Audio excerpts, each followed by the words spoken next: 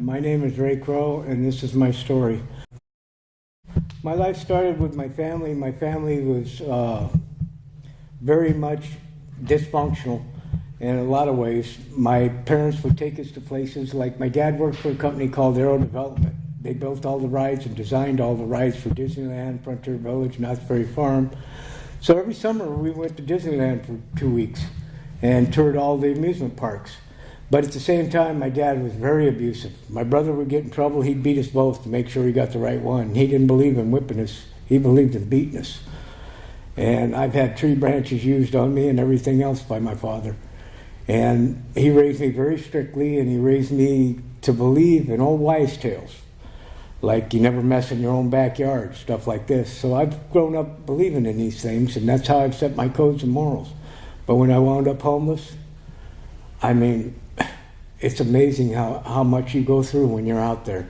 And I had the luck of living in my truck the whole time, but I fought for that truck tooth and nail. Every time it broke down, I found a way to get it fixed and keep it going and keep it parked someplace where the cops couldn't mess with it. And I've lived in that truck all this time. But until my parents died, I left California. I was making $85 an hour working structural steel as a welder. And we had our own portable welding company called 3 Hours Welding. I worked that company up until just before my dad retired and sold his house and decided they were going to move to Oregon. At this point in time, my dad was recovering from cancer surgery, and my mom had just found out she was terminal with cancer. And so I gave up my job and I went to Oregon to work minimum wage, doing construction for my family, so I could take care of both my parents during my free time and spend time with them. My mom didn't want my dad to know that she was terminal with cancer, and it was over 6 years I had to hide it from him because she was afraid he'd go suicidal, and he did. After she passed away, I had to get the visiting nurses when they came to pick up the body to take the morphine because my dad had hid it out and was going to use it after they left for himself.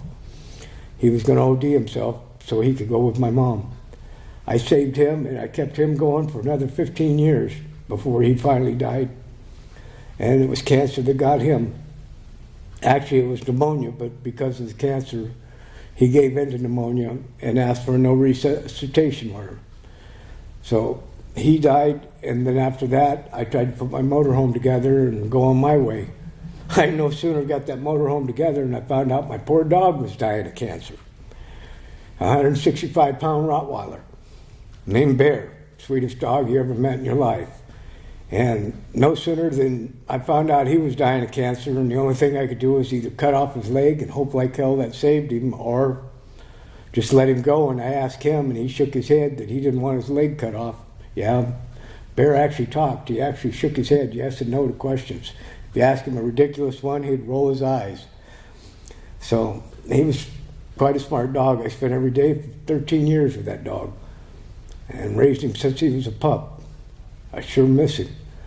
But after him, I found out I had illnesses that were going to take my health. And so now we're still checking on some of the cancers that I have, because I have tumors on my hip, I have things going on in my lungs, I have many health issues. And I'm still working on those. My appointments keep piling up. It's hard to keep up with all the dates and times, but thanks to the Downtown Streets team, they keep me going. I came to the Downtown Streets team looking for help because in the past of my life, I had a motorhome fire, and this was going to be my home. I had just remodeled the motorhome, spent $30,000 in remodeling fees on it to make it look more like a house on the inside than a motorhome, so I could start my contracting business. I had $40,000 in power tools and everything else supplied in the motorhome, and I was going to travel from construction job to construction job looking for work as well as a place to live. I'd live on a construction job doing security at night and work construction during the day. Well, it wasn't long after that. My parents had both died and passed away, and I found out I had some medical problems that might lead to me losing my health and my life. And because of this, I decided on the motorhome thing to travel around and find the spot I was ready to die at. In doing this, my motorhome caught on fire.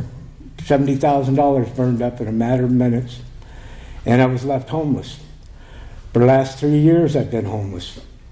I heard about the Downtown Streets team about a year after I'd been homeless, and both my parents had passed away, and I'd moved on with my life and came back to California. I was in Oregon at the time, and I wanted to come back to California because 2 of my children are here in Sunnyvale. At that point in time, I was living in back of a 7-Eleven in a parking lot, and I had permission from the owner because I'd known the owner for more than 40 years, and the police had left me pretty much alone.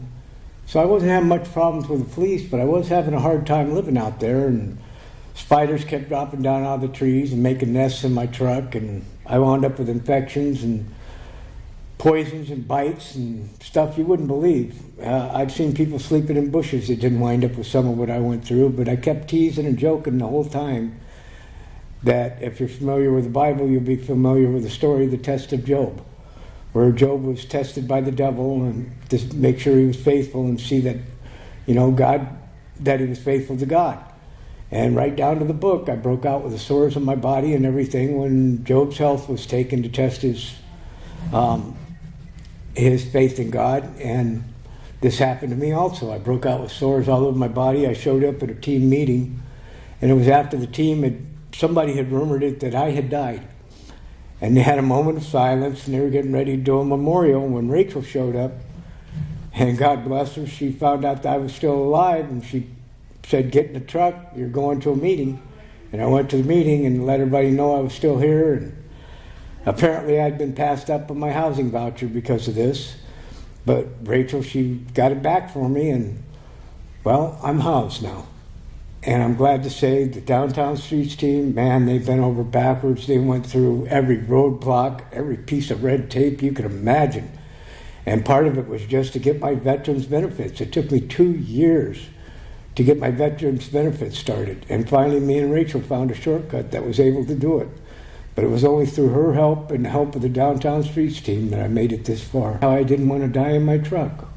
I was 2 days away from dying when I showed up at that meeting, and they rushed me to the hospital.